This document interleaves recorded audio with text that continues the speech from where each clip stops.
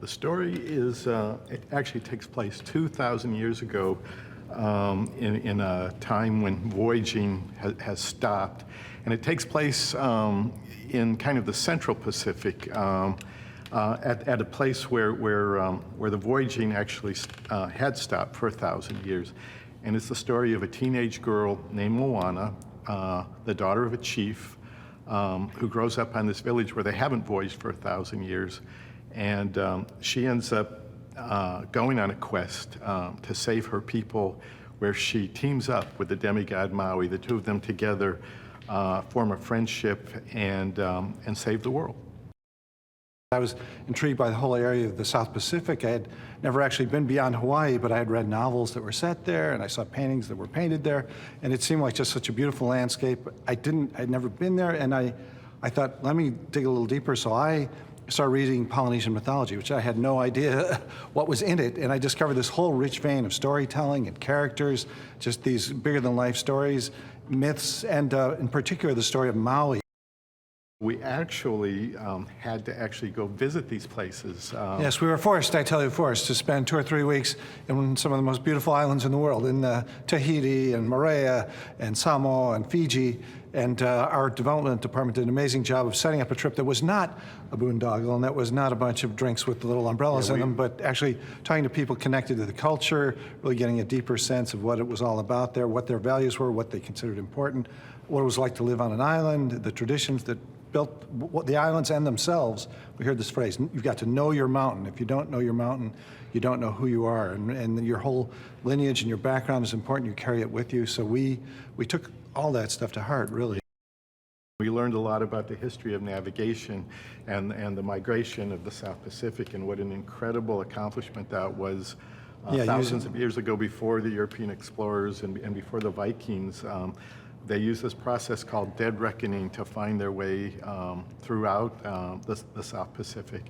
And no instruments. They had to sail using the stars and the currents, and they managed to pick their way across. And in a great feat, like one of the greatest nautical feats in human history, really. And we didn't know that before we went there. And we really, when we came back, we refashioned the story to highlight that they were the world's greatest nautical wayfinders, the voyagers. That we built the whole story around that. The character Moana, really, it was Ron who came up with the idea of, well, what if we had a girl named Moana, which means ocean, as the heart of the story. So yeah, we based our new story around the idea of a young teenage girl who has this sense of voyaging in her blood. It's in her DNA, but she lives in a world where they don't do that anymore, and she has to come to terms with that and figure out kind of who she is and what she's meant to do, what she's meant to be. And it kind of took off from there. Yeah, we really wanted to take advantage of the fact that we learned that there was this 1,000-year gap where they had been voyaging in the Pacific, and for 1,000 years those transoceanic voyages stopped around the area of Samoa, Fiji, and Tonga. And still to this day, historians and archaeologists don't know really why they stopped and then why they resumed. But we thought, what if we could work that into our story, that they are not going on, and that our heroine could be one of the key reasons why they get going again. And so it just seemed like an interesting and cool way to weave historical fact with our sort of created world. Maui, when Moana meets him, is kind of having a rough time, and he's lost his magical fishhook. He's been defeated by a monster that was actually more powerful than he was. He's had to come to terms with all these things, and he needs some restoration. He needs someone to kind of help bring him back and help him find himself again. Yeah, there's a quality we heard about in the Pacific called your mana, and your mana is your power, your chi, and in some ways Maui, when we meet him in the story, his mana is a little off. He doesn't quite have the mana that he had. And through the course of the story, Moana helps him kind of regain that the thing that he lost. The idea came that we could actually make the ocean a character in the movie. We could bring it to life, show how it's thinking, show its emotions.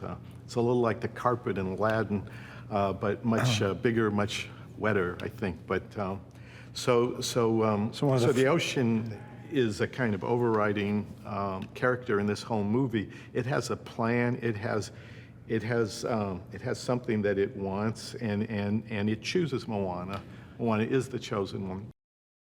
As Dwayne became more involved in the movie and Auli'i, their personalities are so dynamic and fun and entertaining that the story and the two characters actually took on, I think, qualities of both of them, and that really infused a lot of the fun dynamics in terms of their relationship. Yeah, when we started, Maui was so reluctant to go on this voyage, and he was kind of a curmudgeon and all that, and to make a curmudgeon appealing and charismatic and likable is a real challenge.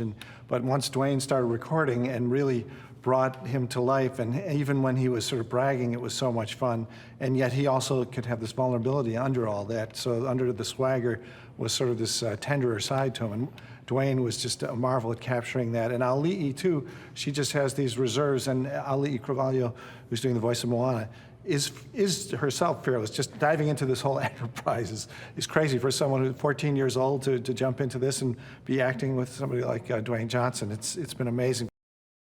Osnat Shurer is our producer. We're so lucky to have her.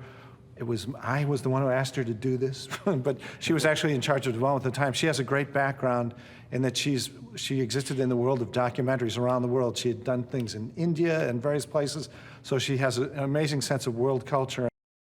Very early on, we thought Maui's tattoos would animate, and that would be a lot of fun, and that's something that we could do. Then the idea came along that to give Maui actually a special tattoo, a little version of himself, kind of like his own conscience, his Jiminy Cricket that he interacts with. He's been alone on an island for 1,000 years, so at least he's had a companion, which is this little tattoo. And the tattoo actually actually we can see into Maui, into actually more of his good nature comes out through the tattoo as we see Maui kind of struggling with his impulses, and sometimes his negative impulses are going one way, and the tattoo is like, no, you've got to do the right thing. And a lot of times the tattoo wins. And the great thing about this was we were able to use hand-drawn animation to bring this to life. Eric Goldberg, who animated the genie, and Lewis, and and Princess and the Frog, and so many other things. Just one of the greatest hand-drawn animators in the world.